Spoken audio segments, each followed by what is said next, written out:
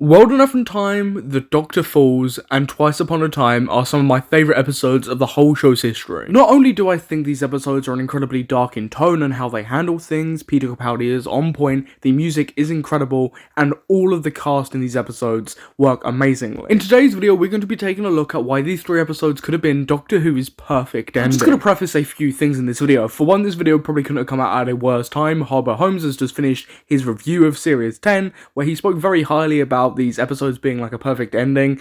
So, you know, I'm not trying to steal his thunder here, but this is a video I've been trying to work on for a while because I just love Series 10 and Peter Capaldi's run, and I've had this idea for a while. So it is what it is. I'm going to do the video regardless. Secondly, I can already hear some people angrily typing in the comment section that I'm saying this is the perfect ending for the show because, you know, Ncuti Gat was Doctor and Jodie Whittaker's Doctor. This is simply not the case. I love both of those Doctors very much, but I just think these three episodes work perfectly as the ending for the show. So, you know, I'm going to divulge some like fan theories and ideas. So why do I think that this works perfectly as a conclusion to the show? So before we continue, let me divulge some simplistic ideas around this whole idea. For one, across these three episodes, we see Doctor Who's most iconic villains. The Daleks, the Cybermen, and Missy, the Master. In simplistic terms, we just see the show's most iconic villains in pretty quick succession. We also get an ending to the Master, with Missy being killed by John Simm's version of the Master, so we get an ending there.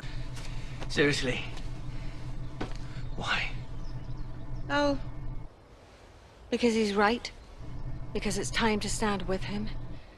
It's where we've always been going, and it's happening now, today. This is just an incredible ending for such an iconic character. A really good ending which I really wish they didn't tweak. So this is just a perfect ending to end not only just this character, but end one of the show's most iconic villains. But not only do we end a incredible iconic character here, but we also see the beginnings of another incredible iconic villain. The Cybermen. We see the Mondasian Cybermen get started, and then we go through all of the different designs of the modern era of the show for the Cybermen. So we wrap up not only classic Who Cybermen, but also new Who in that aspect. We go over all of it. I think it's a great end to seeing the Cybermen throughout the show's long history by this point. We see that regardless of whatever the Doctor does, the Cybermen are just a natural progression and they will keep going. Not only that, but we also see a pretty familiar Dalek, Rusty, rebelling yet again against the Daleks, killing them. I think that's pretty self-explanatory of why this is a great ending for the Daleks too. Like, it's very self-explanatory, don't make me explain it to you. But all of these endings for these characters, although they're very different in terms of quote-unquote endings, work really well for the finale of the show. But moving on from saying goodbye to these iconic villains, we also go back to where the show started. We see the First Doctor, and in Twice Upon a Time, we get to show the First Doctor everything the Doctor's been through. We kind of do a speed run of the Doctor's whole existence, and it really caps off all the things the Doctor's been through, and everything the show's been through.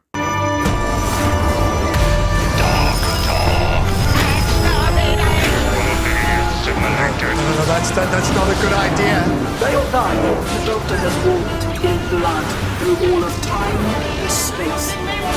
The Doctor has many names. Not only am I biased because it's one of my favourite scenes of the show, it also encapsulates just Doctor Who in general, the darker themes and the lighter themes of the show and everything that the Doctor is. It's a great moment for a finale. So I feel like we kind of wrap a lot of the show's stuff up here, right? We get lots of mentions of different things. We see endings for all of these mainstay villains. We go back to the beginning of one of these villains. We go back to the beginning of Doctor Who just in general. Not only that, but I think these three episodes do a very good job of wrapping up Capaldi's era very well and just Moffat's era in general, right? We get lots of things tied off.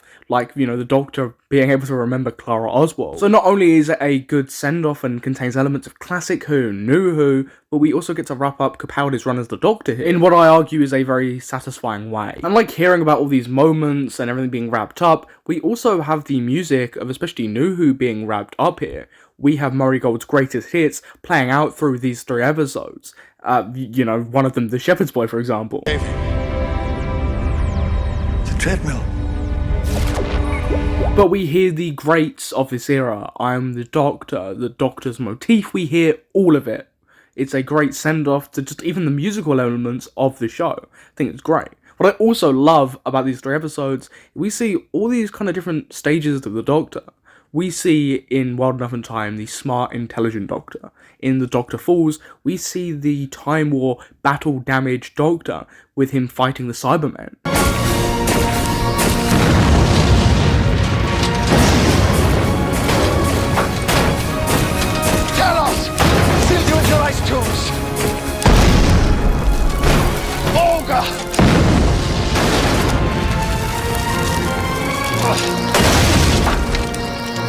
Canary Wharf!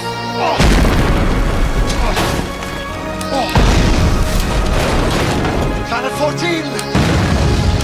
Every single time! You lose, even on the moon.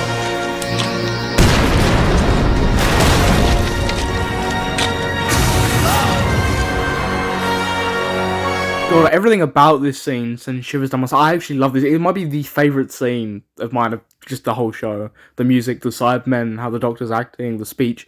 It's just incredible. But anyways, back to what I was saying about these 3 episodes representing the Doctor. And in Twice Upon a Time, we get a recap of the whole Doctor's life. And we also get this tired Doctor, the Doctor that's ready to finish it all. And I think it's perfect. It represents the Doctor. Doctor Who. It represents everything about the show. I think it's incredible. I think the writing here is incredible, and I think because of these 3 episodes, I think this is why it is just the perfect ending for the show, and I feel like it's also, for me, as much as I love it, it's kind of ruined the rest of the show for me, because in my heart of hearts, I feel like the show should have ended here. For me, it wraps up New Who very well. We see all these flashbacks, and, you know, all these references, and how well it deals with it, and classic Who even.